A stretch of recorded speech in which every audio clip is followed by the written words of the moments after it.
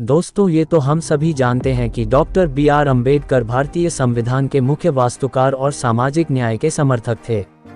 लेकिन इसके अलावा वे भारतीय इतिहास और संस्कृति के विद्वान भी थे।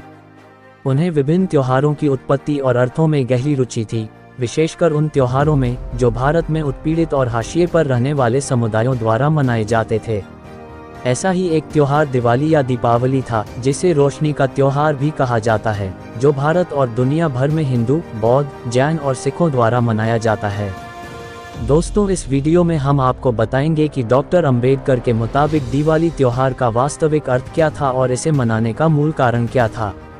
दोस्तों, वीडियो में जानकारी पसंद आए तो इसे लाइक कीजिएगा और हमारे चैनल को सब्सक्राइब भी कर लीजिएगा।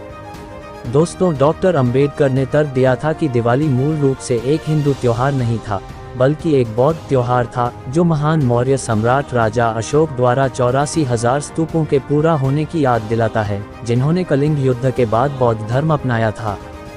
डॉक्टर अंबेडकर के अनुसार अशोक ने इसी दिन कार्तिक अमावस्या को दीपदान उत्सव या दीपदान के त्योहार के रूप में दीपक जलाकर और बौद्ध भिक्षुओं को अनाज देकर मनाया था। उन्होंने ये भी दावा किया कि अशोक अपने शिलालेखों में दीपावली शब्द का उपयोग करने वाले पहले व्यक्ति थे, जिसका अर्थ दीपकों की एक पंक्ति था। यहाँ पर 84,000 स्तूपों का महत्व विद्वानों और बौद्धों के बीच हमेशा से बहस का विषय रहा है। प्राचीन कथाओं के अनुसार कलिंग युद्ध के बाद बौद्ध धर्म अपनाने वाले महान मौर्य सम्राट राजा अशोक ने 84,000 स्तूप बनवाए थे। उन्होंने बुद्ध के अवशेषों को इन स्तूपों में वितरित किया, जो बौद्धों के लिए श्रद्धा और तीर्थयात्रा की वस्तु बन गए। 84,000 की संख्या अशोक के संरक्षण और बौद्ध धर्म के प्रचार की पूर्णता और सार्वभौमिकता यानी संपूर्ण धरती पर फैला हुआ इसका प्रतीक हो सकती है। लेकिन कुछ बौद्ध ग्रंथों के अनुसार बुद्ध द्वारा अपने जीवन काल में दिए गए उपदेशों या प्रवचनों की संख्या 84,000 है। स्तूप इन शिक्षाओं के संरक्षण और प्रसार का प्रतिनिधित्व कर सकते हैं, जो बौद्धों के लिए ज्ञान और मुक्ति का स्रोत हैं। संख्या 84,000 विभिन्न लोगों और स्थितियों के लिए बौद्ध सिद्धांत की विविधता और अनुकूलनशीलता को भी चिन्हित कर सकती है।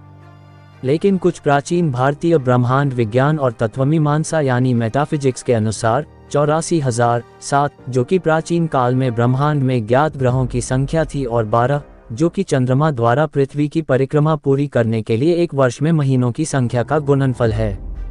स्तूप प्राकृतिक दुनिया के सामंजस्य और व्यवस्था को प्रतिबिंबित कर सकते हैं, जो कर्म के नियम और पुनर्जन्म के चक्र द्वारा शासित होता है। संख्या 84,000 ब्रह्मांडीय वास्तविकता की समग्रता और पूर्णता का भी सुझाव दे सकती है, जो बौद्ध अभ्यास का भी अंतिम लक्ष्य रहा है।